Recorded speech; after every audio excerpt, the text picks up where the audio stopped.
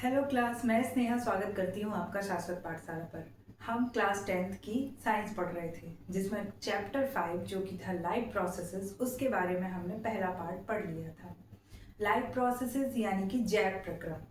तो एनसीईआरटी का syllabus MP board और सीबीएसई दोनों में ही सेम है, क्योंकि एनसीईआरटी का ही सिलेबस फॉलो किया जा रहा है, बस माध्यम अलग अलग है। आप मेरे वीडियो को आराम से फॉलो कर सकते हैं। इसमें मैं हिंदी और इंग्लिश दोनों तरीके से आपको बताती हूँ। और सबसे अच्छी चीज़, आप हिंदी मीडियम स्टूडेंट्स के साथ होनी चाहिए कि आपको इंग्लिश के भी वर्ड्स साथ साथ सीखने को मिल रहे हैं।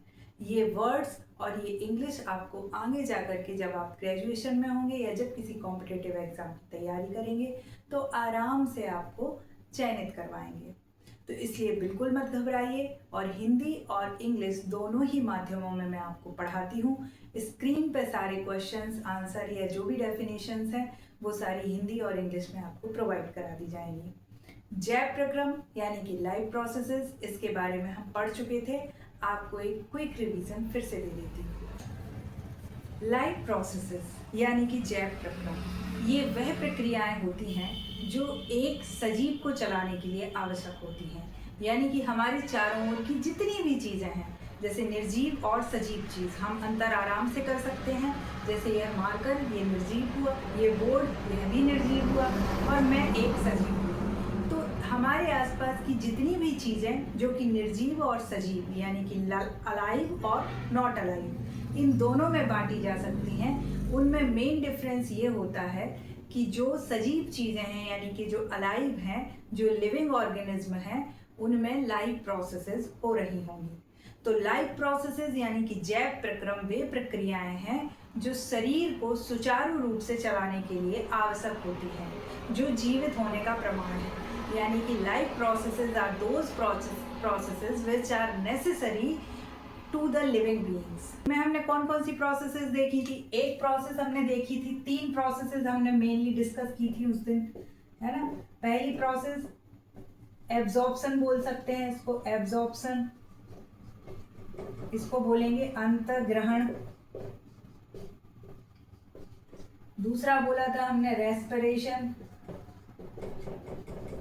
जिसको श्वसन बोलते हैं। और इसके बाद हमने थर्ड देखी थी डाइजेशन। डाइजेशन को आप पाचन बोल सकते हैं। इसके अलावा भी प्रोसेसेस हैं, जैसे उत्सर्जन हुआ, स्वांगीकरण हुआ।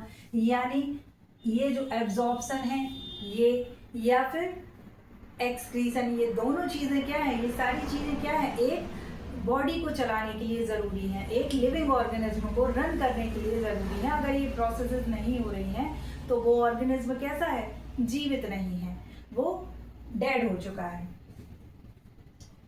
हम इन प्रोसेसेस के बारे में बात कर लेते हैं कि आखिर किस तरीके से। अच्छा, हमने एक चीज और देखी थी, फोटोसिंथेसिस। फोटोसिंथेसिस में एक टॉपिक रह गया है। जब हमने फोटोसिंथेसिस की बात की थी तो हमने ये बताया था कि ये जो लीव्स होती हैं, ये लीव्स क्या करती हैं, CO2 और वाटर को लेती हैं, वाटर को एब्जॉर्ब करती हैं। यानी कि प्रकाश संश्लेषण में कार्बन डाइऑक्साइड और पानी जो है वो किससे अवशोषित किया जाता है, पत्तियों से। तो आखिर कैसे किया जाता है? तो ये जो पत्तियां होती हैं, जैसे ये पत्ती है, ठीक है, ये बड़ी सी पत्ती है, इस पर छोटे छोटे रंध्र होते हैं, ठीक है। इनको क्या बोलेंगे, रंध्र बोलेंगे, और इंग्लिश में इनको बोलेंगे स्टोमेटा। तो छोटे छोटे रंध्र होते हैं। ये रंध्र का मतलब है छोटे छोटे होल, छोटे छोटे छेद होते हैं इन पत्तियों पे, बहुत सूक्ष्म छेद होते हैं जो हमें अपने नॉर्मल आईज से नहीं दिखाई दे सकते। तो इन छोटे छोटे रंध्रों को द्वारा, जो ये छोटे छोटे रंध्र हैं, यानी ये, इनको क्या बोलते हैं, स्टोमेटा, इनके द्वारा ये खुल जाते हैं। जैसे ये खुलेंगे तो इनके अंदर क्या चली जाएगी, कार्बन डाइऑक्साइड और वाटर चला जाएगा। जैसे ये बंद हो जाएंगे तो इनके अंदर वो क्या हो जाएगी, बंद रह जाएगी। अब उस कार्बन डाइऑक्साइड का उपयोग हमें किस लिए करना था, प्रकाश संश्लेषण के लिए, फोटोसिंथेसिस के लिए, तो उसका उपयोग हो जाएगा। और जब फोटोसिंथेसिस हो जाती है तो क्या निकलता है, ऑक्सीजन और वाटर और ग्लूकोज। तो ग्लूकोज तो प्लांट अपने लिए रख लेता है, पौधे ने ग्लूकोज जो भोजन बनाया वो अपने लिए रख लिया। लेकिन जो पानी है, जो ऑक्सीजन है, वो कहाँ निकाली? वातावरण में। तो वो इन्हीं के द्वारा, रंध्रों के द्वारा बाहर निकल जाती है। इन रंध्रों को क्या बोलते हैं? स्टोमेटा बोलते हैं। अब इस स्टोमेटा की रचना अपन देख लेते हैं कि आखिर ये होता कैसे है। तो जो स्टोमेटा है, मान लीजिए कि ये कुछ फेयर डायग्राम तो मैं आपको बना के स्क्रीन पे दे दूंगी, ठीक है। तो ये कुछ ऐसा होता है। ये जो होती हैं, ये होती हैं गार्ड सेल। गार्ड सेल यानी इनको बोलते हैं द्वार कोशिकाएं, ठीक है, द्वार कोशिकाएं। जब हम ये जानते ही हैं कि जो द्वारपाल होते हैं या जो गार्ड होते हैं, उनका काम क्या होता है? एंट्री और एग्जिट को कंट्रोल करना। भाई कॉलोनी के गेट पे अगर कोई गार्ड बैठता है तो वो लिखता है ना कि कौन आया कौन गया। एंट्री और एग्जिट पे उनका ध्यान रहना जरूरी होता है। तो जो गार्ड सेल्स होती हैं या द्वार कोशिकाएं होती हैं, उनका काम होता है इन होल को क्या करना है, इन जो रंध्र हैं इनको कंट्रोल करना, स्टोमेटा को कंट्रोल करना, कि ऐसा ना हो कि प्लांट में से जो है जो जरूरी आइटम्स हैं वो भी ये बाहर निकाल दें।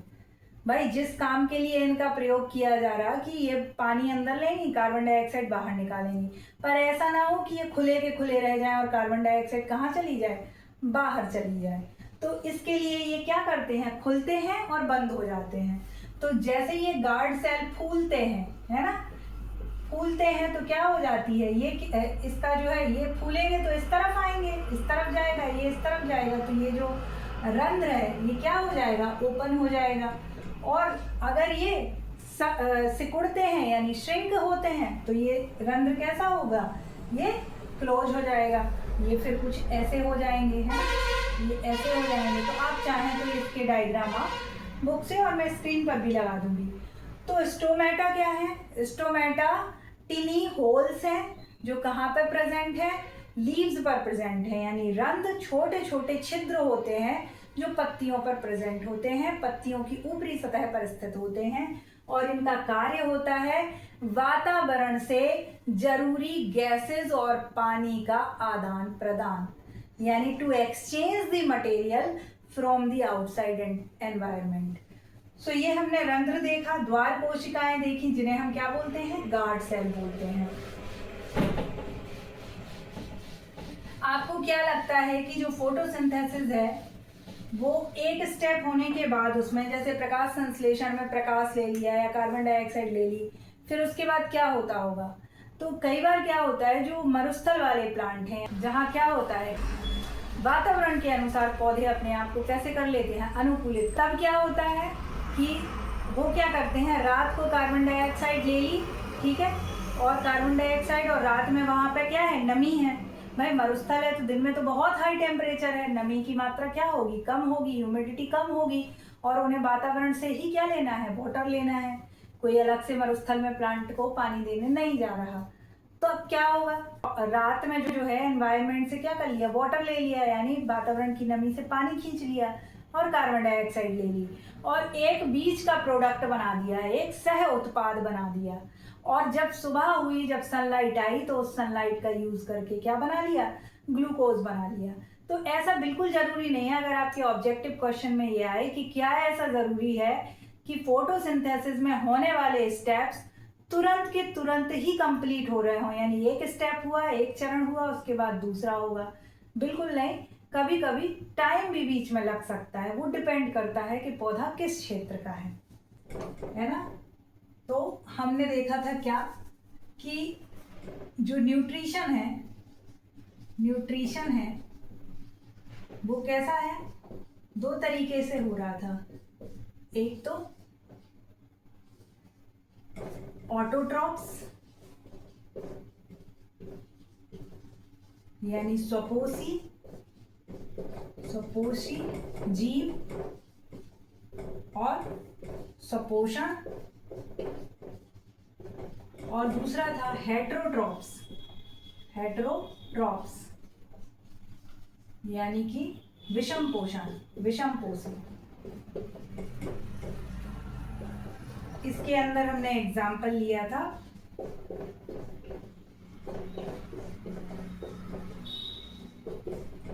फोटोसिंथेसिस का। प्रकाश संश्लेषण।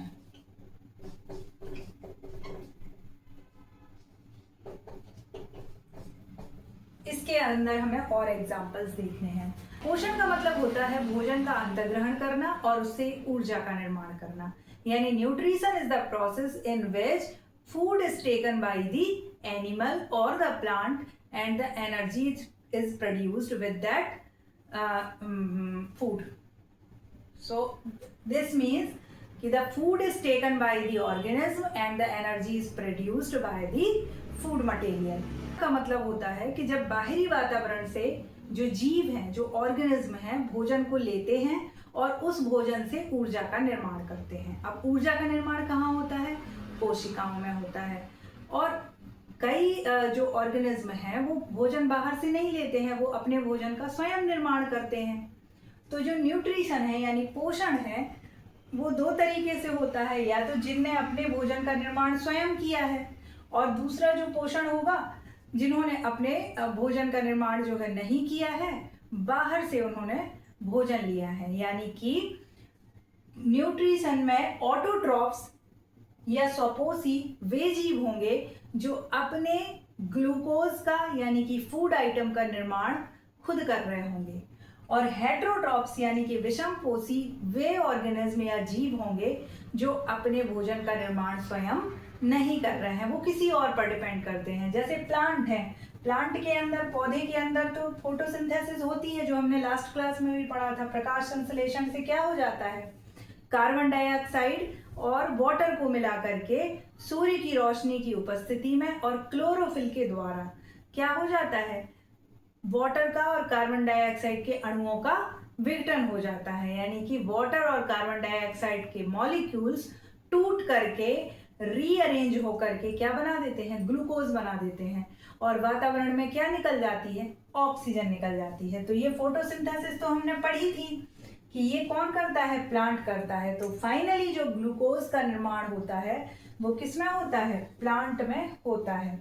तो प्लांट तो किस कैटेगरी में आ गए? स्वपोषी, यानी ये खुद को पोषित कर सकते हैं, खुद के लिए भोजन निर्माण कर सकते हैं, और इंग्लिश में ऑटोट्रॉप्स। लेकिन हेट्रोट्रॉप्स वो एनिमल्स होते हैं या वो ऑर्गेनिज्म होते हैं, ऑर्गेनिज्म अर्थात वो जीव होते हैं जो अपने भोजन का निर्माण स्वयं नहीं करते, अपने भोजन का निर्माण स्वयं नहीं करते।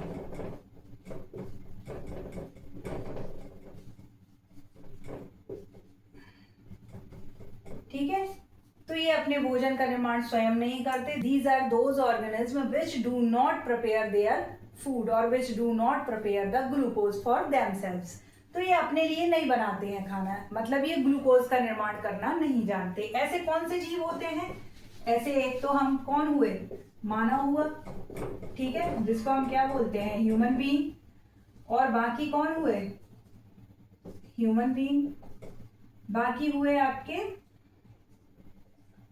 एनिमल जो और दूसरे एनिमल हैं, है ना। कुछ बैक्टीरियाज भी हुए। अब आप देखते हैं कुछ बैक्टीरियाज भी हुए। अब क्या होता है, आपने देखा होगा कि बालों में जुएं पड़ जाते हैं, तो वो जुएं क्या होते हैं? जो लाइस होते हैं वो क्या होते हैं? वो एक तरह से विषमपोषी हैं, परपोषी हैं, क्योंकि वो दूसरे पर आश्रित हैं। हेट्रोट्रॉप्स हैं, वो किस पर आश्रित हैं? हमारे सिर में जो बाल हैं उनके बीच में जो त्वचा है, उस त्वचा से वो क्या करते हैं? अपनी ऊर्जा प्राप्त करते हैं, ब्लड को सक करते हैं वो। तो जो जुएं हैं वो किस कैटेगरी में आएंगे? हेट्रोट्रॉप्स की कैटेगरी में आएंगे। अमर बेल हुई, वो किस कैटेगरी में आएगी? वो भी आपकी हेट्रोट्रॉप्स की कैटेगरी में आएगी। बैक्टीरियाज हुए, वो किस कैटेगरी में आएंगे? हेट्रोट्रॉप्स की कैटेगरी में आएंगे, यानी परपोषी, विषमपोषी होंगे। कुछ जीव जंतु ऐसे होते हैं जो मरे हुए, सड़े हुए जीव जंतुओं को खाते हैं या मरे हुए पौधों को खाते हैं, तो वो मृतोपजीवी में आएंगे, यानी कि वो भी किसकी कैटेगरी में आएंगे? हेट्रोट्रॉप्स की। वो खुद अपने भोजन का निर्माण नहीं कर रहे हैं। They are not cooking their own glucose for themselves. तो हमने ऑटोट्रॉप्स और हेट्रोट्रॉप्स देख लिया है। ऑटोट्रॉप्स में जो मेन एग्जाम्पल है दैट इज ऑफ प्लांट। वो पौधे का एग्जाम्पल है। शेर हुआ या मांसाहारी जीव जंतु जो हुए वो किस कैटेगरी में आएंगे? वो सब हेटेरोट्रॉप्स की कैटेगरी में आएंगे। अब इसी में हम ये समझने की कोशिश करते हैं कि हेटेरोट्रॉप्स में हमने ये देखा कि कुछ कैसे हैं। जैसे प्लांट तो एक पता है कि मल्टी सेलुलर है। प्लांट कैसा है? बहुकोषीय है। जो पौधा है वो बहुकोषीय है, यानी उसमें बहुत सारी कोशिकाएं हैं, मल्टी सेलुलर ऑर्गेनिज्म है। लेकिन अदर हेटेरोट्रॉप्स की अगर बात करें हम, अदर जो हेटेरोट्रॉप्स हैं यानी पर विषमपोषी जो जीव हैं, अदर विषमपोषी जीव जो हैं वो किस तरीके से हैं? उनमें कुछ कुछ तो आपके यूनिसेलुलर हैं, यूनिसेलुलर, और कुछ कैसे हैं? मल्टी सेलुलर, मल्टी सेलुलर अर्थात एक कोशिकीय, और बाकी कैसे हैं? बहुकोशिकीय।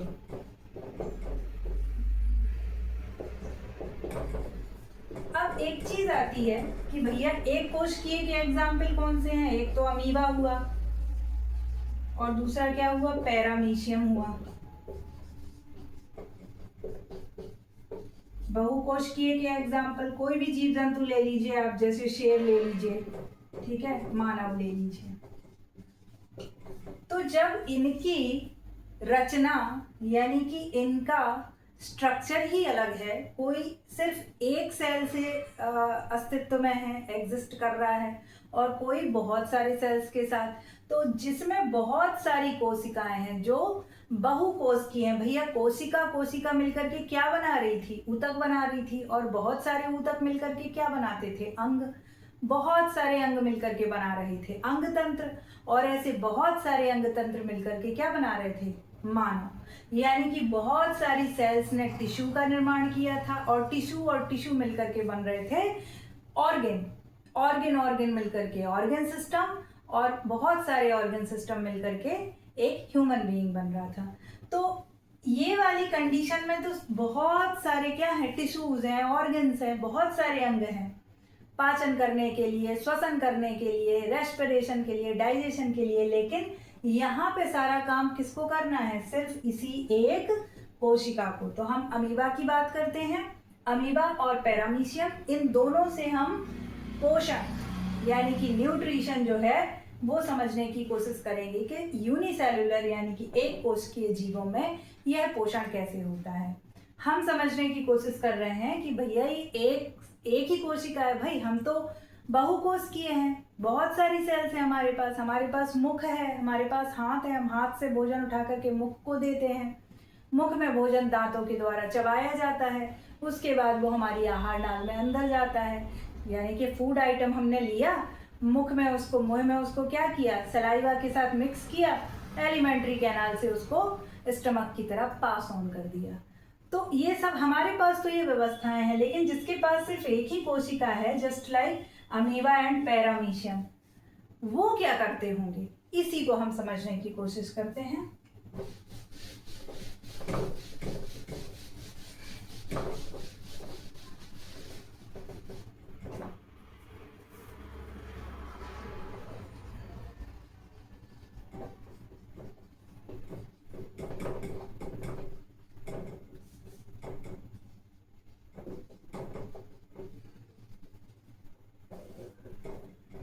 मान लीजिए ये अमीबा का स्ट्रक्चर है, ये क्या है? अमीबा की रचना है। इसमें क्या होगा? एक केंद्रक होगा, इसको क्या बोलते हैं? केंद्रक बोलते हैं, और न्यूक्लियस बोलते हैं, है ना?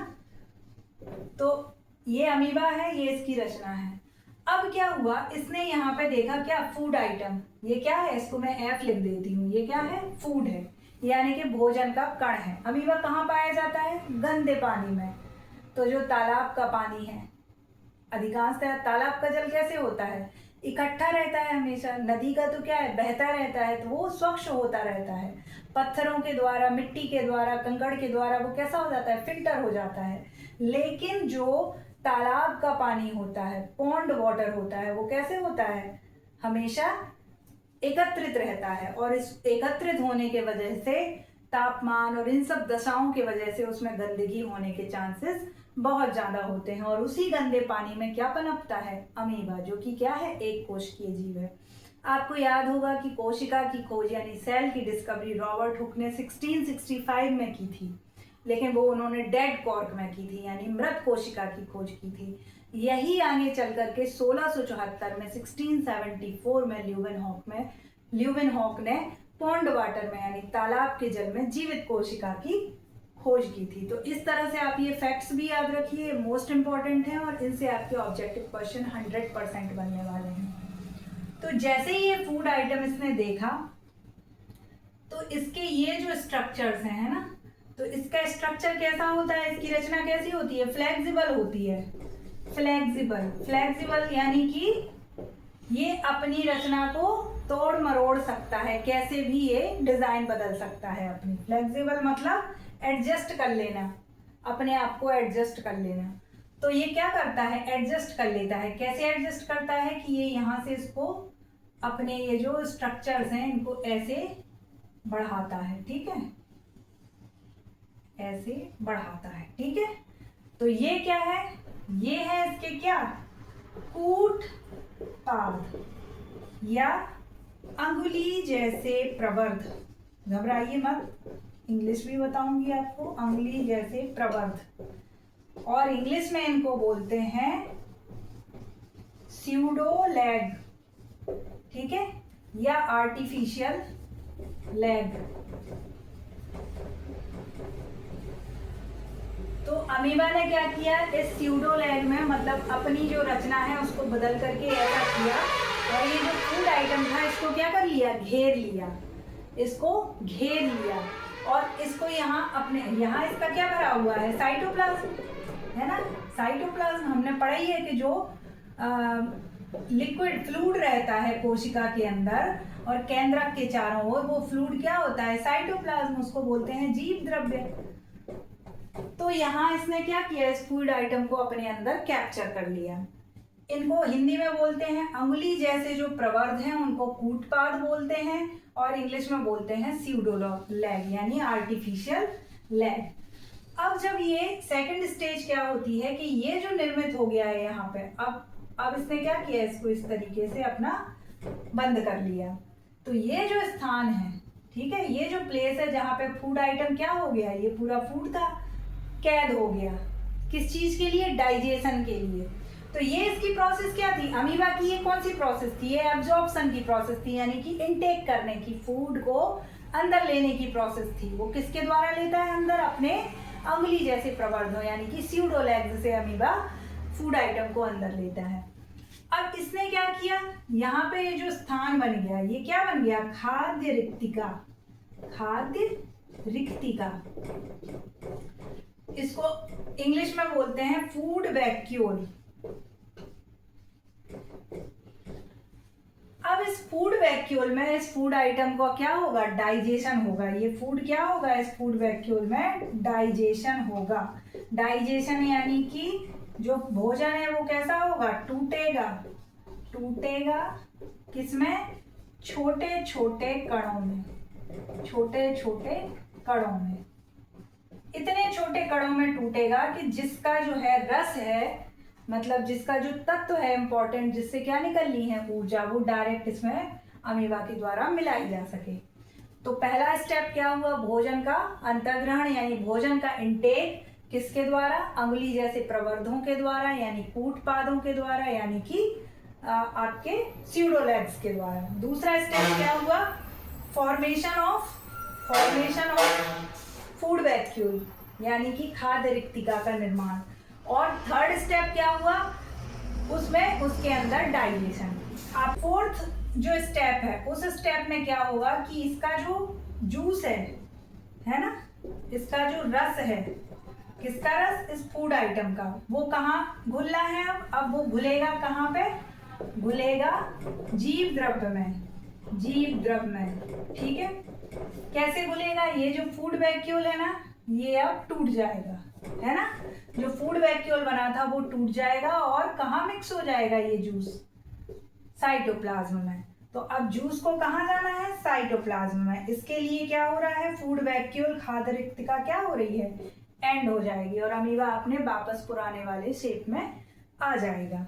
तो ये तो अमीबा में क्या हो गया, आपका न्यूट्रिशन हो गया कि भैया हम न्यूट्रिशन पढ़ रहे थे, 2 तरीके से होता है, दो तरीकों में देखने को मिलता है, एक यूनिसेल्युलर में, एक मल्टीसेल्युलर में। यूनिसेल्युलर यानी को अमीबा को देख लिया, यही आप पैरामीशियम का उदाहरण लीजिए।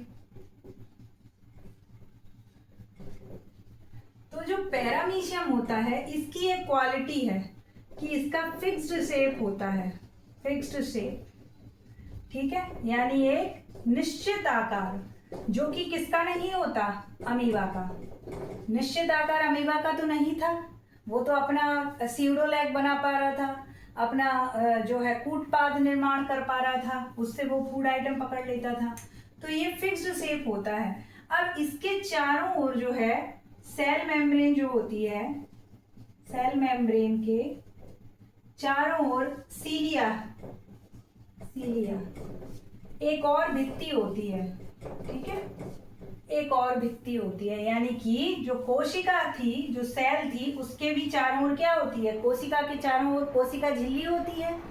तो इसमें कोशिका झिल्ली के अलावा एक और लेयर होती है, एक और भित्ति होती है, यानी सेल मेम्ब्रेन के अलावा भी एक और क्या होती है, लेयर होती है, मेम्ब्रेन जैसी होती है, उसको सीलिया या भित्ति बोलते हैं।